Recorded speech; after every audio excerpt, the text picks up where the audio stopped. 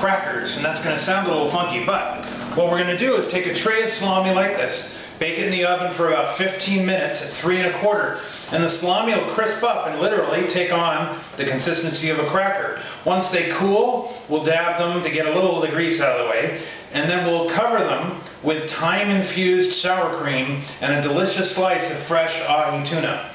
This is a giant hit at every party every year, and it's easy. So let's give it a shot.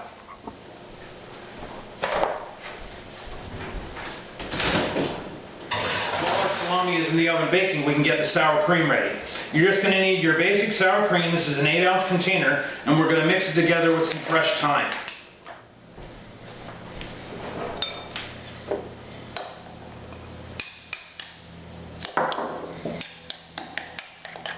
We're going to take the sour cream now, cover it, and put it in the refrigerator because we need to let the salami completely cool, and we're going to dab it dry there before we can add the sour cream. You want to give this time for the flavors to mix, so cover this with saran wrap and break it out in another few minutes. So here you go with the salami right out of the oven.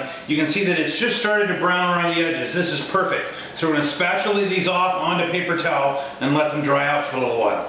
Okay, our salami's cool, and as I said, perfect cracker.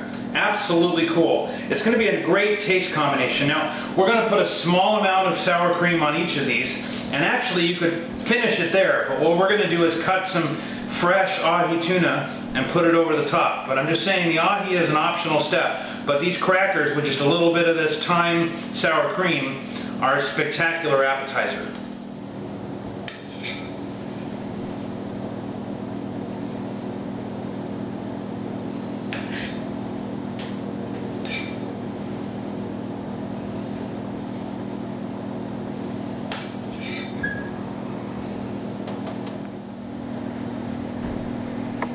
And finally, for the topping, we're going to thin slice some ahi tuna and put it over the top of our crackers.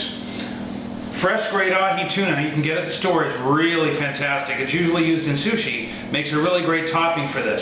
You'll see that the fish has, let me get a little closer.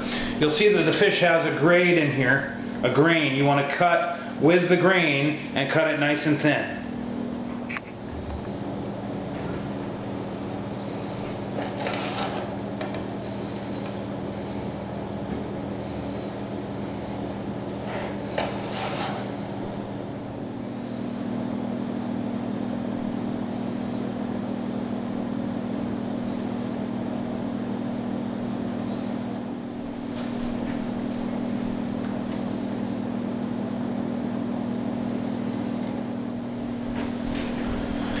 And the final step before we put these in the refrigerator, just crack some pepper over them.